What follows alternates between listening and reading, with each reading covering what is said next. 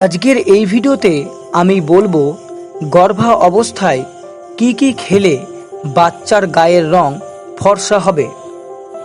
গর্ভবতী মহিলাদের স্বাভাবিকের চেয়ে একটু বেশি ক্ষুধা পায় এবং সেই সময় ঠিকমতো খাওয়া দাওয়া করাটা আসলেই তাদের জন্য খুবই জরুরি, কেননা এই খাবার মায়ের সাথে সাথে শিশুর জন্য অনেক বেশি দরকার।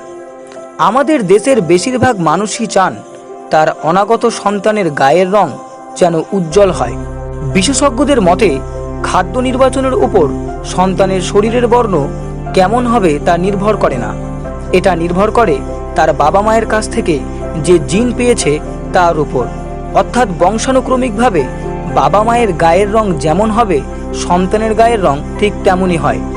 তবে প্রচলিত ধারণা অনুযায়ী গর্ভবতী অবস্থায় যে খাবারগুলো খেলে বাচ্চার গায়ের রং ফর্সা হতে পারে এমন কিছু খাবারের তালিকা আজকে আমরা আপনাদেরকে দেব। আসুন আমরা জেনে নিই গর্ভবতী অবস্থায় যে খাবারগুলো খেলে বাচ্চার গায়ের রং ফর্সা হবে। প্রথমেই রয়েছে দুধ।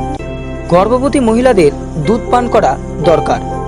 দুধ শিশুর শরীর গঠনের জন্য খুবই প্রয়োজন। প্রচলিত ধারণা অনুযায়ী দুধ খেলে বাচ্চার ত্বকের রং ফর্সা হতে পারে। প্রচলিত ধারণা অনুযায়ী বিশ্বাস করা হয় যে যদি বাচ্চা ফর্সা চান তাহলে গর্ভাবস্থার দ্বিতীয় ট্রাইমেসিকে বা দ্বিতীয় 3 মাসে ডিমের সাদা অংশ বেশি করে খাওয়া উচিত। তবে সত্য এই যে গর্ভাবস্থায় নিয়মিত ডিম খাওয়া মায়ের জন্য খুবই জরুরি। অনেক মহিলা গর্ভবতী অবস্থায় জাফরান দেওয়া দুধ পান করে থাকেন। মনে করা হয় জাফরান গর্ভের শিশুর গায়ের রং ফর্সা করে। চেরি ও বেরি জাতীয় ফলে উচ্চমাত্রার অ্যান্টিঅক্সিডেন্ট থাকে যা ত্বকের উজ্জ্বলতা বৃদ্ধি করে এবং ত্বকের ক্ষতি রোধ করে। তাই স্ট্রবেরি, ব্ল্যাকবেরি, ব্লুবেরি ইত্যাদি ফল খাওয়া সুন্দর ত্বকের জন্য খুবই জরুরি। টমেটোতে লাইকোপেন থাকে যা ক্ষতিকর আল্ট্রাভায়োলেট রের বিরুদ্ধে কাজ করে এবং ত্বককে ক্যান্সারের হাত থেকে রক্ষা করে। তাই বিশ্বাস করা হয় যে গর্ভাবস্থায় টমেটো খেলে বাচ্চার গায়ের রং ফর্সা হবে।